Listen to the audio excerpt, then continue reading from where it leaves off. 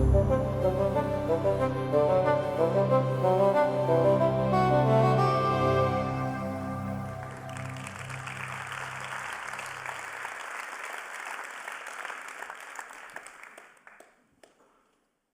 me souviens, c'était il y a 3 ans. C'était pendant les fêtes de Noël précisément. Je vous décris la scène. Je suis seul chez moi, tranquille, serein. Le sapin scintille, les cadeaux sont en place. Bref, il ne me reste plus qu'à attendre. Le problème, c'est qu'attendre, c'est pas trop mon fort. Je sens mon cerveau de neurodéviant s'agiter. Il cherche désespérément à s'occuper. Et c'est là que tout a commencé. Je vous décris la scène. Je me dirige alors vers mon bureau, j'ouvre mon ordinateur. En fait, je sais pertinemment ce que j'ai à faire. J'ai entendu parler il y a peu d'une application que l'on dit révolutionnaire. Alors moi aussi, je teste. Après quelques clics, quelques mots tapés, je suis sidéré. Saisi par un mélange d'effroi et d'excitation, un sentiment étrange et puissant que je n'avais pas ressenti depuis plus de 30 ans, depuis l'arrivée d'Internet. Alors à présent donc, on peut parler à son ordinateur, lui poser des questions complexes et il vous répond en langage naturel, en quasi temps réel. Vous l'aurez compris, je vous parle de l'arrivée de ChatGPT. Je ne sais pas vous, comment vous avez ressenti ce moment, mais moi, à cet instant, je sens qu'un immense terrain de jeu s'ouvre à moi, et en même temps, je suis saisi par une pointe d'effroi parce que je me dis que si ces IA prennent en charge des capacités qui étaient autrefois réservées aux humains, alors que nous reste-t-il de singulier quand la pensée devient simulable? Que nous reste-t-il de singulier quand le langage devient automatisable? Que nous reste-t-il de singulier quand la force de travail devient calculable? Alors à cet instant, je comprends que sans doute, le monde vient de basculer, que peut-être c'en est fini de nos matins calmes, et que dans tous les cas, ça risque de bastonner grave, à l'intérieur comme dehors. Bonsoir Nantes.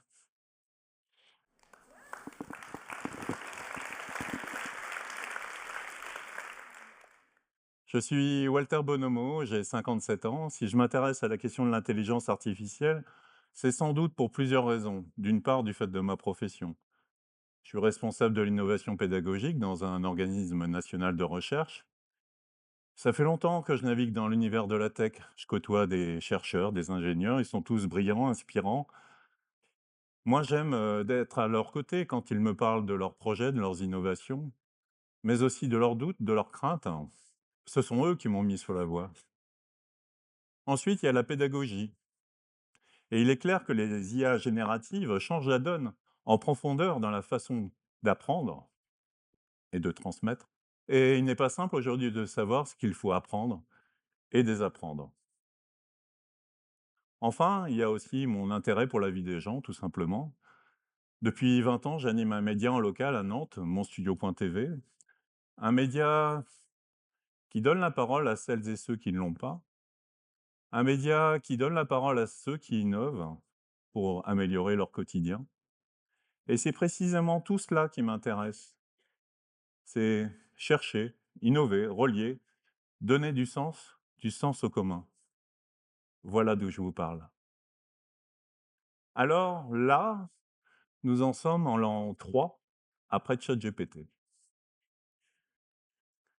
Une ère où pas un jour ne se passe sans qu'on nous annonce une nouveauté. Et là, en ce moment, certains de nos experts nous disent que nous vivons un nouveau tournant. Le moment Claude. Claude, c'est un prénom sympa pour une IA, presque rassurant, en tout cas bien plus humain que ChatGPT. Claude, c'est un peu le premier de la classe, il fait tout bien. Il raisonne vite, il calcule mieux. Il est surtout connu pour ses agents IA. Un agent IA, c'est plus qu'une ligne de commande, c'est plus qu'un prompt. C'est un système qui exécute des tâches en autonomie, seul, sans nous. Le 6 février dernier, à l'annonce de cette nouveauté, Wall Street a subi quelques secousses. Pourquoi? Parce que les analystes ont vite compris que des pans entiers de tâches, voire de métiers, étaient en passe d'être automatisés. Pensez qu'aujourd'hui, 30% du code informatique est aujourd'hui généré par des IA. Et demain, ce sera forcément plus, parce que, fait nouveau dans l'histoire, ces IA apprennent de plus en plus vite, de mieux en mieux, et sans nous. Alors vous l'aurez compris que le problème qui nous fait face n'est pas tant technologique, il est éminemment humain et sociétal. Il interroge en profondeur nos savoirs et nos compétences, mais aussi notre place et notre rôle dans ce monde. Et à la vitesse où ça va, on pourrait tous, très vite, se retrouver d'experts à prolétaires, pour reprendre les termes du philosophe Bernard Stiegler. Alors à cet instant, moi je comprends que je ne souhaite pas subir, mais agir. Mais vouloir agir, c'est bien, mais comment faire et par où commencer? Autant vous dire qu'au début, ni moi, ni Claude, encore moins ChatGPT, n'avions la réponse. Elle restait à inventer. Alors au début, dans ma quête d'action et de solutions, je me pose alors une simple question. Est-ce ce que nous vivons est si nouveau que cela? Je repense alors au 19e siècle. À l'époque, la révolution industrielle bouleverse tout. Les machines remplacent la force humaine de travail. Et pourtant, nos ancêtres ont su trouver des solutions en inventant l'école obligatoire, l'accès populaire au savoir, en s'inventant des droits sociaux. 20e siècle, rebelote, taylorisme, automatisation, révolution numérique. Et là aussi, la société sait s'adapter en ouvrant massivement les universités, en réduisant le temps de travail. Au fond, ces IA s'inscrivent peut-être aujourd'hui dans cette continuité historique. Sauf que vous me direz, à juste titre, minute papillon, ce n'est pas de notre force de travail dont il s'agit de remplacer, mais bien de nos fonctions cognitives, celles-là même qui font notre singularité. Et vous aurez raison. J'ajouterais même que ce n'est pas le seul problème à régler. Je pense notamment à une étude, moi, qui m'a marqué, récente, d'octobre 2025, publiée par l'Institut CSA-BVA, et qui dit que 50% des Français auraient testé les IA. 50%, c'est bien, mais est-ce suffisant au regard des enjeux tels que je viens de vous les citer? Et que dire pour l'autre moitié de la population qui ne les a pas encore testés? Alors, à ce moment-là, je comprends vite que si on ne fait rien, on risque de se retrouver avec une immense fracture numérique et donc sociale. Est-ce l'avenir que nous nous souhaitons? Et si je souhaite positiver, je ne veux pas plomber votre soirée, je me dis que peut-être que l'éducation constitue un levier pour agir, pour établir un peu de sens et d'équilibre. Et bonne nouvelle, en tout cas pour moi, c'est un domaine où j'ai quelques compétences et où sans doute, peut-être, beaucoup de choses se joueront à l'avenir. C'est ainsi que naît Civic-IA. Tout part d'une discussion avec Laurent Lescope, un enseignant-chercheur d'une Nantes Université qui travaille aujourd'hui à l'École nationale d'architecture de Nantes. Avec Laurent, on se connaît de longue date et on partage une conviction commune que le numérique peut renforcer la capacité d'agir des citoyens. Je lui fais part alors de mon trouble, que je vois beaucoup de gens perdus dans le flot d'informations. La faute à la vitesse du changement, la faute aux médias et aux réseaux sociaux qui privilégient le sensationnel à l'explication, la faute aux experts isolés dans leur bulle, la faute aux non-experts qui profitent du trouble et qui en rajoutent au lieu de clarifier. Alors nous convenons ensemble que si on souhaite apporter un peu de clarté, peut-être faut-il faire concret montrer, faire, expérimenter et surtout dialoguer.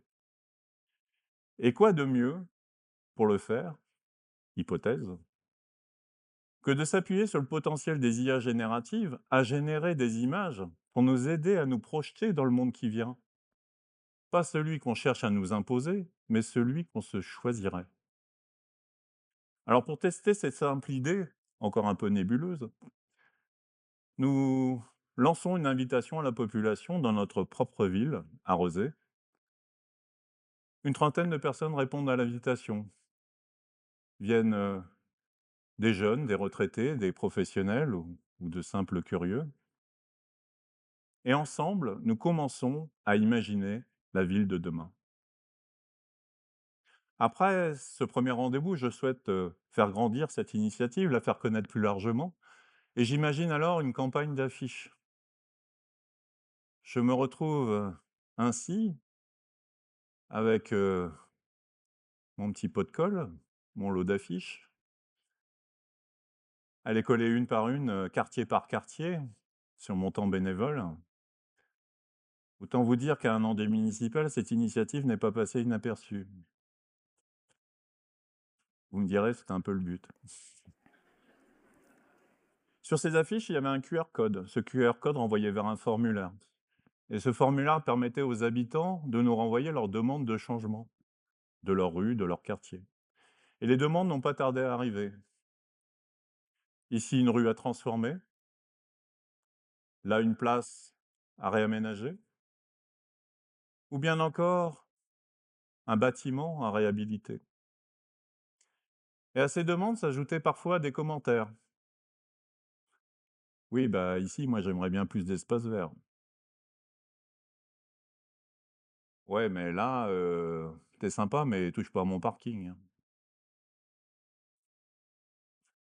En fait, au fil de l'eau, avec ces images générées par IA, au fil des discussions, nous sommes rentrés dans une véritable conversation, un peu comme on l'avait imaginé. Ici, rien d'abstrait, que du concret. On parle faire, projet, intention, faire ensemble, faire sens commun. Avec le recul, nous nous sommes dit qu'en fait, au final, ce n'était pas si compliqué d'agir. Il suffisait de réunir que peu de choses, un petit pot de colle, un lot d'affiches, une IA du marché et surtout pas mal de temps bénévole. Pour en avoir discuté avec des services d'urbanisme et de citoyenneté, ils nous ont dit que la démarche les avait inspirés, qu'ils y voyaient là un outil supplémentaire à leur démarche de consultation avec la population. Et ce n'est déjà pas si mal. Un an après, Civicia a grandi. Une dizaine d'experts nous ont rejoints, des formateurs, des consultants, des urbanistes, tous un peu comme moi, un peu curieux sur les bords. Ensemble, nous animons des cafés IA. Nous animons aussi d'autres webinaires avec des experts. Nous animons également une veille sur l'intelligence artificielle que nous partageons sur les réseaux sociaux de façon hebdomadaire. Nous avons également publié de petits ouvrages en auto-édition pour faire œuvre d'éducation. Nous avons également publié un livret blanc à destination des élus pour leur expliquer ce que l'on souhaite faire et pour les inciter à intégrer la question de l'IA et de la citoyenneté dans leurs projets de ville. Avec toutes ces ressources, au final, on essaye aussi de déconstruire au passage un certain nombre de mythes qui empêchent de réfléchir le phénomène. Non, ces IA ne pensent pas. C'est juste de la force brute de calcul et des algorithmes. Le sens et la décision, assurément, restent toujours du côté de l'humain. Non, ces IA n'ont aucune empathie, alors pas la peine de leur confier le moindre de vos sentiments pour ne récupérer au final que des commentaires peu avisés. Non, ces IA ne sont pas plus intelligentes que nous, les humains. En tout cas, elles pensent différemment. Et la science nous dit qu'à ce stade, leur niveau d'intelligence ne dépasse pas celui d'un chat ou d'un enfant de 4 ans. Le problème de tous ces mythes, c'est qu'ils nous laissent à penser que nous serions dépassés, que tout serait joué d'avance. En fait, ils nous placent en position de spectateurs. Nous, à Civikia, on pense que ces IA ne sont ni un mal ni un bien, que tout dépend du cadre d'usage et de ce que l'on en fait, qu'elles peuvent même nous servir à nous projeter dans des mondes meilleurs, tels que je vous l'ai montré, à nous positionner sur des scénarios d'avenir et de choisir en conscience si on souhaite en être acteur ou pas. C'est selon nos désirs. Assurément, c'est toujours aux humains d'en décider. 3 ans après l'arrivée de ChatGPT et consorts, personnellement, j'oscille toujours entre doute et excitation. Et je comprends aisément qu'on puisse douter, se sentir dépassé. Au fond, c'est assez humain. Mais l'expérience que j'ai vécue à Civikia me fait dire qu'on peut garder espoir. Pour cela, il suffit de consacrer un peu de son temps pour essayer de comprendre ce que sont et ne sont pas ces IA, ce que font et ne font pas ces IA, et de se resituer, d'agir dans un cadre collectif pour exprimer ses peurs et ses désirs, pour récupérer au final un peu de capacité d'agir. Sans doute que cela ne suffira pas, qu'il faudra réguler, légiférer ou s'inventer de nouveaux droits sociaux comme ont su le faire en leur temps nos ancêtres, mais cela est une autre histoire. Le moment est venu de vous quitter, mais permettez-moi, avant de le faire, de vous poser à mon tour une simple question. Et vous l'aurez compris, pas la peine de rechercher sur ChatGPT la réponse. Dans le monde qui vient, que souhaitez-vous être? Acteur ou spectateur? La réponse vous appartient.